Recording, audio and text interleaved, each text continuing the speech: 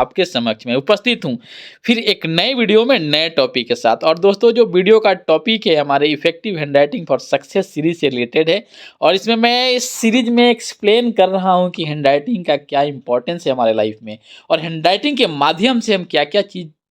Extract कर सकते हैं, किसी की पर्सनालिटी के बारे में क्या जान सकते हैं, उसके हेल्थ के बारे में क्या जान सकते हैं, और हैंडराइटिंग को इम्प्रूव करके वाइस वर्सा बोले तो हम कैसे चीज़ों को सुधार सकते हैं, कैसे अच्छे चीज़ों को अपने लाइफ में अपने पर्सनालिटी में ऐड कर सकते हैं, उसको भी हम इस सीरीज में एक्सप्लेन करेंगे। तो दोस्तों, आज का जो वीडियो है effective handwriting for success series से रिलेटेड, यानी कि हैंडराइटिंग एनालिसिस से रिलेटेड जो टॉपिक है उसमें मैं डिस्कस करने जा रहा हूँ कि कोई भी व्यक्ति हाईली फोकस्ड है, जिसकी कंसंट्रेशन बहुत हाई है, उसको हम हैंडराइटिंग के माध्यम से कैसे जानेंगे कि ये व्यक्ति फोकस होकर काम करता है, बहुत ही फोकस्ड है, बहुत ही कंसंट्रेशन के साथ काम करता है, उसको मैं इस वीडियो में डिस्कस करने जा रहा हूँ। दोस्तों, मैं आपको एक बार फिर से रिमाइंड करा देना चाहता हूँ कि जो हमारा हैंडराइटिंग है ये एक सबकॉन्शियस राइटिंग है,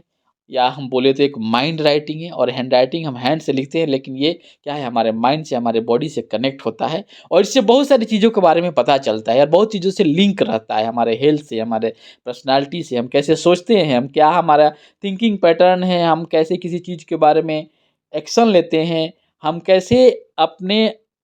थ्रेड्स को सॉल्व करते हैं, कैसे हम अपनी अपॉर्चुनिटी को देखते हैं, ये क्या है, ये सब हमारे हैंडराइटिंग के माध्यम से पता चलता है। तो आइए हम देखते हैं कि जो फोकस्ड व्यक्ति हैं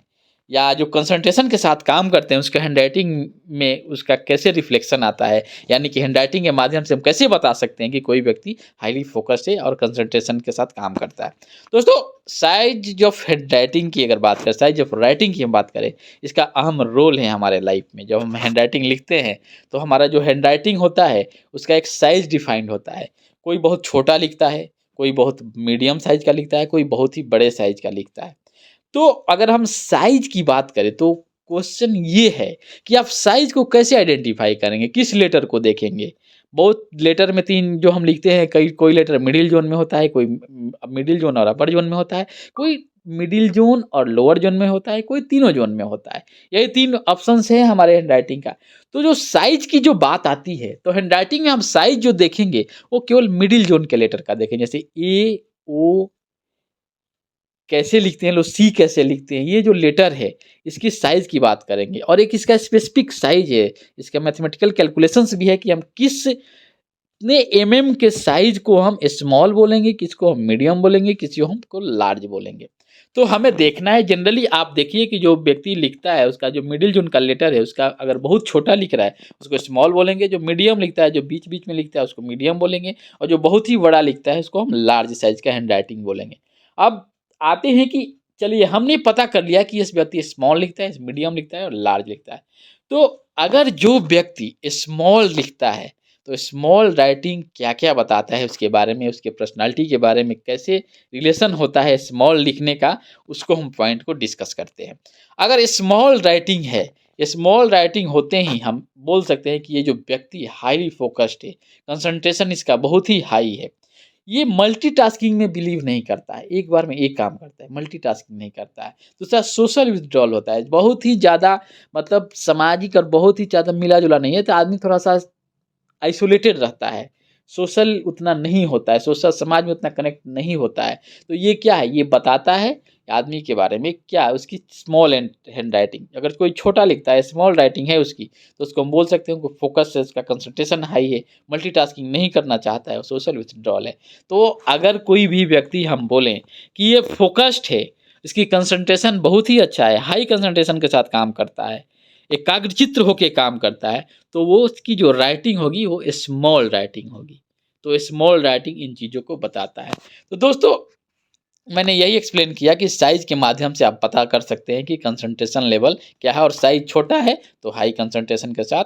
हाई फोकस होकर काम करता है व्यक्ति। तो दोस्तों, मैंने पहले भी बताया, हर इस सीरीज़ के वीडियो में एक्सप्लेन करता हूँ कि हैंडराइटिंग क्या है। हैंडराइटिंग एनालिसिस जो है ये easiest way to understand yourself and others. अगर किसी व्यक्ति के बारे में अगर समझना है तो उसके हैंडराइटिंग के माध्यम से अच्छे से समझा जा सकता है। और इसके कई पहलू हैं, हैंडराइटिंग के कई पहलू हैं। आपके हेल्थ के बारे में भी हैंडराइटिंग बताते हैं, आपके पर्सनालिटी के बारे में आपकी हैंडराइटिंग बताता है कि आपकी पर्सनालिटी कैसी है, आप कैसे सोचते हैं, आप अपॉर्चुनिटी को कैसे देखते हैं, आप हैबिट डेवलप कैसे करते हैं। दूसरे के बारे में आपका थिंकिंग पर, आप कैसे सामाजिक हैं, आप कहाँ रहना पसंद करते हैं, आपका कंफर्ट जोन क्या है, सब चीज़ को आप हैंडराइटिंग के माध्यम से जान सकते हैं। दोस्तों आप इंटरेस्टेड हैं, अपने बारे में जानना चाहते हैं, अपना स्वॉट एनालिसिस कराना चाहते हैं, स्वॉट मतलब स्ट्रेंथ,